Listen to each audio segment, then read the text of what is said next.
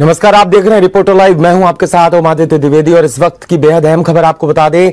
तीसरे चरण के चुनाव के लिए अब चुनाव प्रचार थम गया है। 6 बज चुके हैं।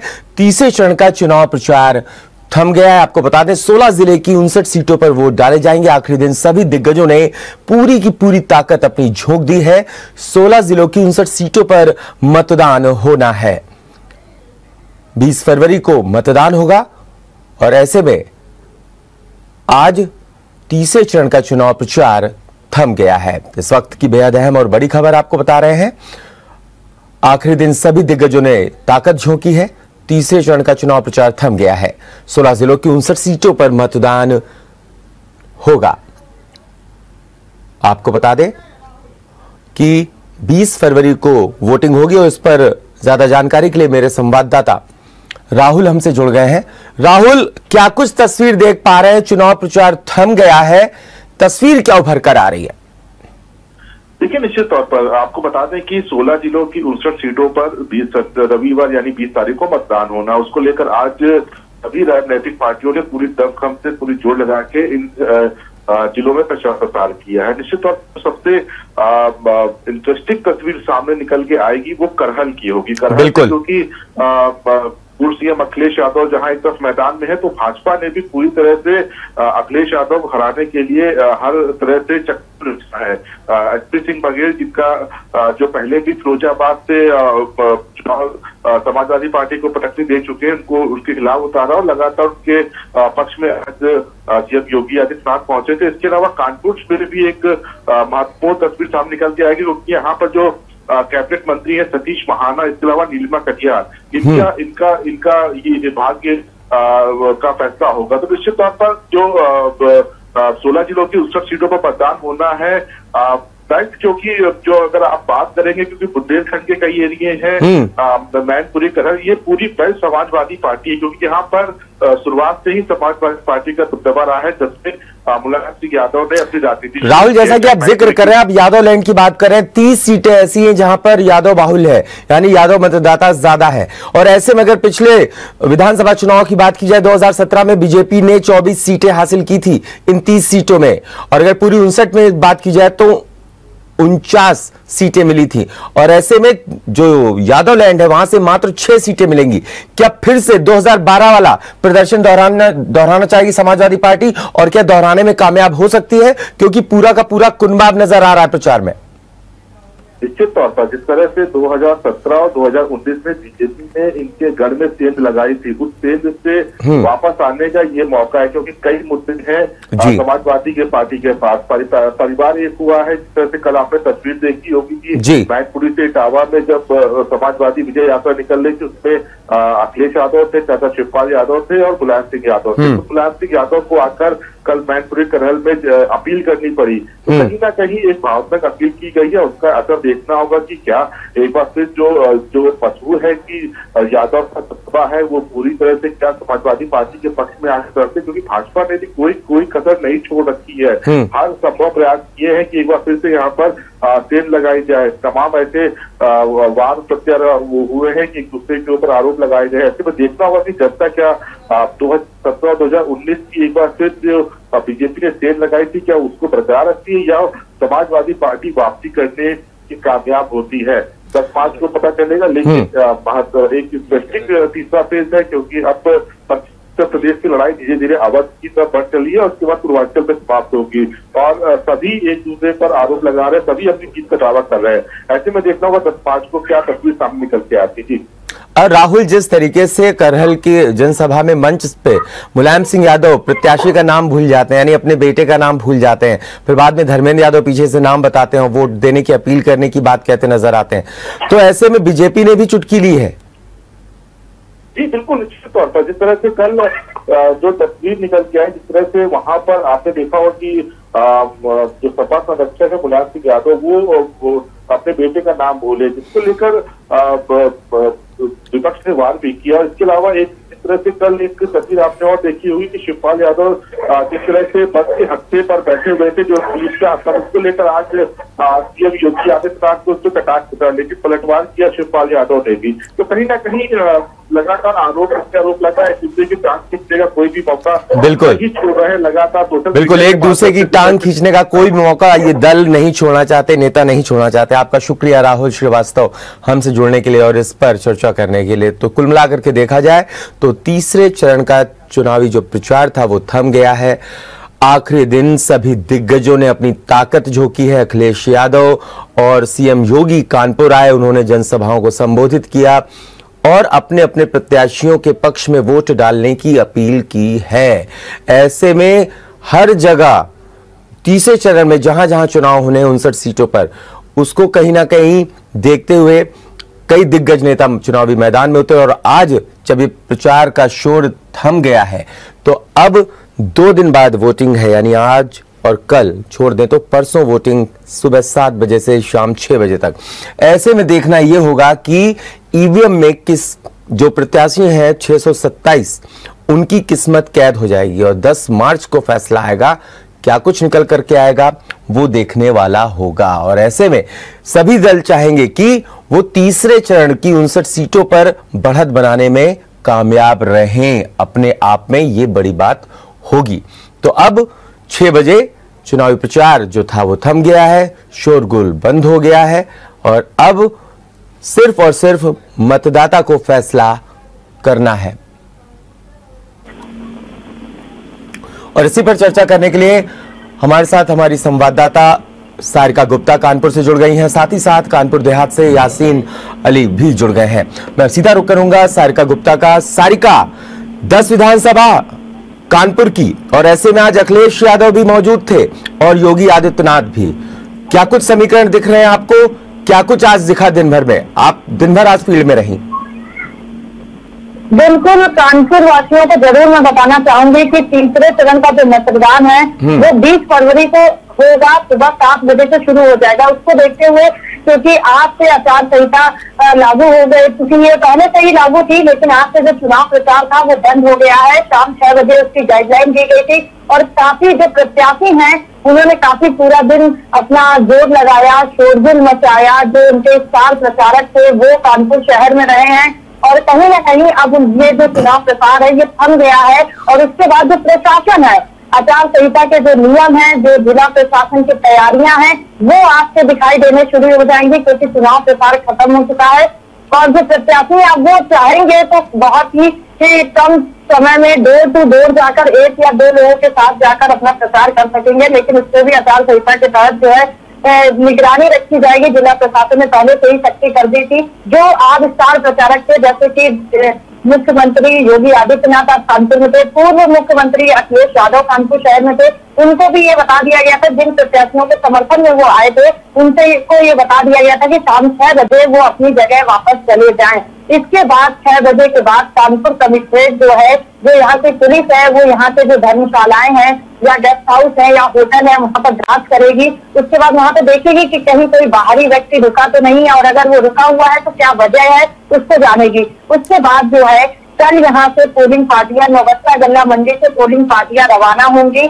अभी जो है शाम को जिला अधिकारी, जिला निर्वाचन अधिकारी जो यहाँ पर नेहा शर्मा जी हैं वो मजिस्ट्रेट के साथ, इंस्पेक्टर मजिस्ट्रेट के साथ और यहाँ तक की जो चुनावी समीकरण है उनको लेकर चर्चा करेंगी। काफी दिनों से ये तैयारी चल रही है कि कानपुर का जो ग्राफ है उसको बढ़ाने के लिए क्या कुछ नए नए फैसले अपनाए जाएं और अब पूरी तरीके से जो मतदान है उस पर फोकस होने वाला है और मतदाताओं पर ध्यान जो है जिला प्रशासन लगाने जा रहा है, क्योंकि अब पूरा जिला प्रशासन ही इस पूरी व्यवस्था को दुरुस्त करेगा और उसको सही तरीके से निभाएगा। काफी समीकरण तैयार करे हैं क्योंकि नई जिला अधिकारी हैं, उन्होंने भी काफी तैयारियां करी है। नए नए तरीके से वो इस बार का चुनाव कराने में, जो मतदान है उसको कराने में लगी हुई है। और अब जो है बस 20 तारीख आनी है और मतदाता को जागरूकता के साथ जो है मतदान जाना है और वहां पर अपने मत का प्रयोग करना है। बिल्कुल, यासीन है हमारे साथ, यासीन अली कानपुर देहात से जुड़े हैं। यासीन, 4 विधानसभा क्षेत्र पड़ते हैं कानपुर देहात में, ऐसे में क्या कुछ आप तस्वीर इस वक्त देख पा रहे हैं? क्योंकि पिछले दिनों कई सारी रैलियां हुई हैं, जनसभाएं हुई हैं और अपने अपने प्रत्याशियों के फेवर में वोट डालने की अपील नेताओं ने की है। ऐसे में प्रशासन ने कौन से सुरक्षा के पुख्ता इंतजाम किए हैं? क्योंकि 20 तारीख के मद्देनजर क्या कुछ देख पा रहे हैं आप?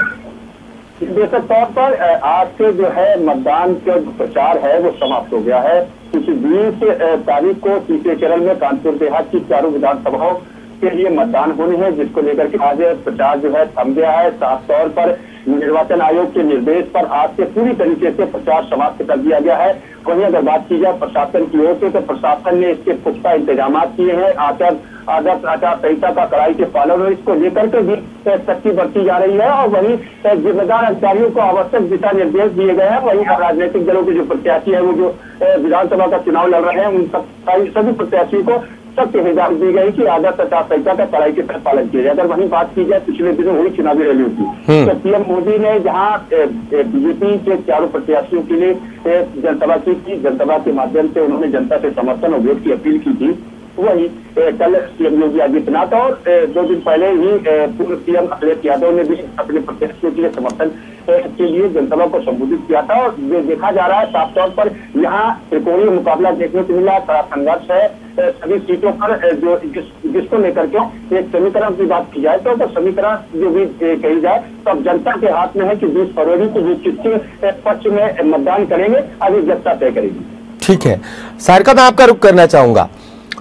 कानपुर के लिहाज से जो सुरक्षा के इंतजाम किए जा रहे हैं वो क्या कुछ हैं? कितने भारी बल होगा, जो संख्या होगी पुलिस वालों की, अर्धसैनिक बलों की संख्या होगी, क्या कुछ जानकारी आपके पास? बिल्कुल, आपको बता दें जिस तरीके से हर बार चुनाव से पहले नौबस्ता गल्ला मंदिर में सेक्टर बनाया जाता है, चुनावी सारी जो गतिविधियां हैं वो वहीं से होती हैं। तो सबसे पहले वहां पर सीसीटीवी कैमरे की निगरानी में सारी चीजें कर दी गई है, क्योंकि 350 से अधिक जो है बूथ बनाए जाने हैं, क्योंकि 10 विधानसभाएं हैं और यहाँ पर 350 से अधिक जो बूथ बनेंगे सभी को सीसीटीवी कैमरे से लैस कर दिया गया है। वहाँ पर जिन कर्मचारियों की तैनाती की जाएगी, जो बीएलओ होंगे या फिर जो सेक्टर मजिस्ट्रेट होंगे, उनको ट्रेनिंग दे दी गई है। उसके अलावा वहाँ पर ईवीएम जो मशीनें हैं उनको कल यहाँ से रवाना कर दिया जाएगा। तो काफी जो रणनीति है और ठोस रणनीति बनाई गई है। और तैनाती की बात करी जाए तो फिर जो कई प्रदेश है वहाँ पे पुलिस दल को बुलाया गया है ताकि कहीं से कोई चूक न हो सके। उसके अलावा जो शहर है, क्योंकि शहर में सभी मतदाता जो है वो मतदाता केंद्र का बुक करेंगे, उसके लिए स्पेशल सभी की ड्यूटियां लगा दी गई है। कोई लापरवाही नहीं बरतेगा, सभी को इसकी ड्यूटी जहाँ पर लगी है वो अपने समय पर पहुंच जाए। उसके अलावा अगर बातचीत करी जाए कि चुनाव आयोग द्वारा क्या कुछ किया जा रहा है, तो सबसे पहले बता दें कि सबसे पहले हिदायत जो प्रत्याशी है उनको दे दी गई है, ताकि जो उनके मिलने जुलने वाले लोग हैं जो बाहर से आए हुए हैं वो अपने निर्धारित समय पर चले जाए, वापसी कर ले। इसके अलावा जो यहाँ पर ठेके हैं या फिर जो शराब की दुकानें हैं वो भी बंद हो जाएंगी।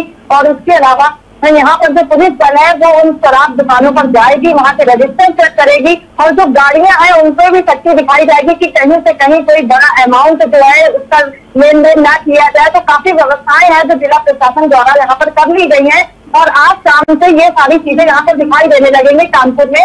और कल जो है सबसे ज्यादा पुलिस बल जो है वो नौबस्ता के आसपास दिखाई देगा, क्योंकि वहीं से कल पोलिंग पार्टियां जो है वो बूथों के लिए रवाना होंगी। जो ईवीएम मशीन है वो भी रवाना करी जाएगी और काफी पुलिस बल उस समय रहेगा वहां पर मौजूद। चलिए यासीन, आपका रुख करना चाहूंगा। प्रशासन की तरफ से क्या कुछ तैयारियां पुख्ता की गई हैं और आज दिन भर क्या कुछ चुनावी माहौल रहा? जी, बेशक तौर पर आज से चुनाव प्रचार समाप्त हो गया है। कल जो है सुबह से पोलिंग पार्टियां पोलिंग बूथों के लिए रवाना होगी। जनपद के 4 विधानसभाओं के लिए 1651 पोलिंग बूथ बनाए गए हैं, जिनके लिए करीब 1818 जो है पोलिंग पार्टियां बनाई गई हैं, हाँ। रिजर्व रखा गया है। और साथ ही अगर पुलिस बल की अगर बात की जाए तो करीब 12,500 अपने जो सशक्त पुलिस बल बाहर से आया है। इसमें कई अन्य जो है जनपदों की पुलिस भी शामिल है, सशक्त पुलिस बल भी है, अर्धसैनिक बल भी है। हाँ। और वहीं जनपद की करीब 2 से 2,500 पुलिसकर्मी भी इसे सुरक्षा लगे रहेंगे पोलिंग को लेकर के। अगर बात की जाए तो करीब सेक्टरों में भी इसको डिवाइडेशन किया गया है, जोनलों में भी डिवाइडेशन किया गया है और माइक्रो ऑब्जर्वर भी इसमें तैनात किए गए। तो कहीं ना कहीं प्रशासन ने जो विधानसभा चुनाव है उसको लेकर के पुख्ता इंतजाम किए हैं। ये ग्राउंड है जहां पर जो है कल सुबह से जो है पोलिंग पार्टियां रवाना हुई। चलिए यासीन, आपका शुक्रिया ये तमाम जानकारी देने के लिए। सारिका गुप्ता, आपका भी शुक्रिया तमाम जानकारी देने के लिए। तो कुल मिलाकर के देखा जाए तो अब तैयारियां प्रशासन को करनी है। कल से जो पार्टीज हैं, पोलिंग पार्टीज, वो रवाना कर दी जाएंगी। अब जो बूथ हैं वहां पर वो पहुंचेंगे और अपनी तैयारियों को अंतिम रूप देंगी। 20 तारीख को वोटिंग होगी। यहाँ वक्त एक छोटे से ब्रेक का है, जल्द होंगे हाजिर। आप देखते रहिए GMT न्यूज। तो हम लगातार बात कर रहे हैं, तीसरे चरण का चुनावी प्रचार अभियान जो था वो थम गया है और अब प्रशासनिक जो वर्क है, कार्य है, उसे प्रशासन पुख्ता कर रहा है और ऐसे में पोलिंग पार्टियों को भी अब कल रवाना किया जाएगा ईवीएम के साथ और जो बूथ है वहां पर तैयारियों को अंतिम रूप दिया जा रहा है। और इसी पर चर्चा करने के लिए हमारे साथ हमारे दो सहयोगी जुड़ेंगे। हमारे साथ हिमांशु तिवारी हैं, साथ ही साथ कन्नौज से, और साथ ही साथ हमारे साथ झांसी से कुलदीप भी जुड़ रहे हैं। जी हिमांशु, क्या कुछ देख पा रहे हैं आज दिन भर, क्या कुछ रहा चुनावी प्रचार के दौरान और अब प्रशासन क्या कुछ तैयारियों में लग गया है? जी बिल्कुल, आपको बता दें जिसके बात करें आज का जो था चुनाव का अंतिम दिन था, जिसको लेकर वही बात करें कि डीएम राजस्व के साथ कन्नौज के हैं, उन्होंने भी कहा था आज ये प्रचार का आखिरी दिन है, जो 6 बजे का डेडलाइन थी। 6 बजे के बाद कोई प्रचार प्रसार नहीं करेगा, न ही इससे निकालेंगे, न ही किसी प्रकार का कोई प्रचार प्रसार करेगा। उसको लेकर एक आज अहम एक बैठक की गई थी। डीएम ने बैठक की थी पत्रकारों के साथ और उसने ये भी बताया किस प्रकार से चुनाव की जो तैयारियां यहाँ पर है वो भी कर लेंगे। बात करें तो कन्नौज में तीसरे चरण में चुनाव होना है, जो कि 20 फरवरी को चुनाव होगा, जिसमें 12,69,941 मताधिकार अपना मत करेंगे, जिसको लेकर उन्होंने ये भी बताया कि स्वीप कार्यक्रम के माध्यम से लोगों को जागरूक किया जा रहा है, जिससे अधिक से अधिक संख्या में जो वोट की जो प्रतिशत है वो बढ़े। हालांकि जो पिछले 2 चरण हो चुके हैं 7% और 61% जो वोटिंग जो थी वो सामने निकल गया है। तीसरे चरण में जो वोट है उनको अधिक से अधिक कराने की बात की जा रही है। जी ठीक है, कुलदीप है हमारे साथ, झांसी से उनका रुख करेंगे। कुलदीप, क्या कुछ प्रशासनिक तैयारियां की जा रही है? अब परसों वोटिंग है 20 तारीख को। आज झांसी की पुलिस लाइन में एक बड़ी मीटिंग आयोजित की थी, जिसमें Jhansi DIG, Jhansi DM, Jhansi SSP और सैकड़ों पुलिसकर्मी मौजूद रहे और इन सबको उनके विधायक उसके बारे में बताया गया है कि कल से किस तरह से चीजें रवाना होंगी, किस तरह से ईवीएम की व्यवस्था करनी है। और बहुत इम्पोर्टेंट है कि ईवीएम सक्सेस जाए यहाँ से और सकल वहाँ से लौट के आए। हालांकि बड़ा टास्क है और अगर बात की जाए जिले के अंदर 4 विधानसभाएं हैं। 4 विधानसभा सबसे इम्पोर्टेंट जो है वो झांसी जिले की मुख्य विधानसभा झांसी सभा है, जहाँ पे रवि शर्मा 2 बार से लगातार विधायक है और इस बार उनका सामना जो है राम झालिया से होना है, जो कि कांग्रेस से है, और BSP से कहना साहू और समाजवादी पार्टी से कितना कुशवाहा। तो कुल मिला के ये बड़ी पैचीदा सीट है, जो कि ये माना जाता है कि ये बीजेपी का गढ़ है और इस बार ऐसा लग रहा है कि जैसे समाजवादी पार्टी इस गढ़ में सेंध लगाने के लिए आगे बढ़ चुकी है। लेकिन जो परस्पर के बीच में कल का दिन है, ये बड़ा इम्पोर्टेंट जो होता है। ये बात बिल्कुल सही है कि आज शाम को 5 बजे से प्रचार बंद हो गया, लेकिन घर घर जाके बातचीत करना, साथ बैठ के चाय पीना, अपनी बात को रखना, ये जारी रहेगा। और इसके बाद में बिल्कुल शांतिपूर्ण ढंग से लोग सिंगल व्यक्ति अगर निकलता है तो ये कोई मनाही नहीं है। हिंदुस्तान में डेमोक्रेसी है और संविधान के अंतर्गत हर व्यक्ति को घर से बाहर करने का पूरा हक है, तो जाएगा वो बातचीत करेगा। और झांसी जिले में जो दूसरी सीट है बबीना सीट है, बबीना मौरानीपुर जरौदा, इसमें एक बात और कहना चाहूंगा आपसे कि मौरानीपुर इस बार इसलिए ज्यादा इम्पोर्टेंट है क्योंकि यहाँ पर समाजवादी पार्टी का दामन छोड़ के डॉक्टर रश्मि यादव ने पहले बीजेपी ज्वाइन की और बीजेपी के बाद वो अपना दल में आई और अपना दल के चुनाव चिन्ह कब प्लेट से वो चुनावी मैदान में। आज केशव मौर्य और अनुप्रिया पटेल दोनों लोगों ने सर्वेटिंग की है डॉक्टर रश्मि यादव के लिए, जो बहुत ही प्रभावी तरीके से अपना दबदबा बनाए हुए हैं इस सीट पर। और उनके 20 कहना यह है कि वो 20 उनसे। और हिमांशु का रुख करना चाहूंगा। हिमांशु, क्या कुछ सुरक्षा के लिहाज से पोलिंग बूथ्स को लेकर के तैयारियां की गई हैं? BLO जो है उनको कब रवाना किया जाएगा? कल अंतिम रूप दिया जा रहा है प्रशासन की तरफ से। क्या कुछ किसी ने फॉर्मल बयानबाजी की है? औपचारिक बयान किसी की तरफ से आया है?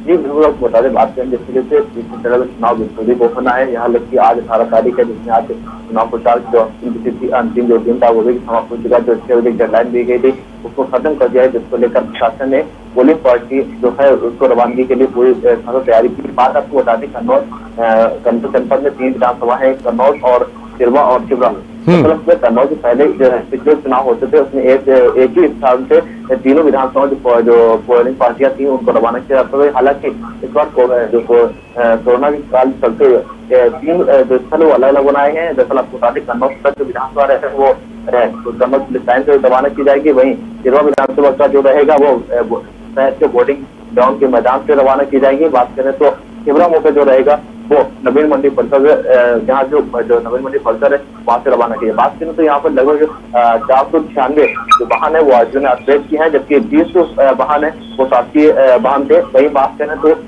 कल को लेकर कन्नौज में सबसे बड़ी बात है कि कन्नौज में 12,69,940 जो मतदाता है उनके लिए कड़ी व्यवस्था जो इंतजाम किए गए। वही आपको बताते हैं कि लगभग कन्नौज में 1066 जो अर्ध सैनिक जो बल आए थे उनको लगाया जाएगा। दरअसल आपको बताते हैं कि कन्नौज की जो संख्या है प्रत्येक जो बूथ स्थल पर है वहाँ पे 1066 से 1062 जो अर्धबल सैनिक रहेंगे वो उनको तैनात किया गया है। जिसकी बात करें आज जो बचे हुए बूथ स्थल है वहाँ पर जो स्थल है वहाँ पर लगभग पीएससी और वीडियोग्राफी और ब्रॉडकास्टिंग की व्यवस्था की गई है, जिसको लेकर काफी इंतजाम की बात करें तो लगभग यहाँ पर जो कन्नौज जनपद में 140 सेक्शन मजिस्ट्रेट है और बल्कि 16 जोनल मजिस्ट्रेट को तैनात किया गया, जो कि हर बूथ का निरीक्षण करेंगे और उनकी रखवाली करेंगे। बात जिसके हमने बात भी की थी कि यदि अगर कोई ईवीएम को लेकर कोई बात आती है, कोई खराबी देखी जाती है तो उस पर डीएम को सीधे तौर पर कहना था कि अगर ईवीएम खराब होती है जिसके लिए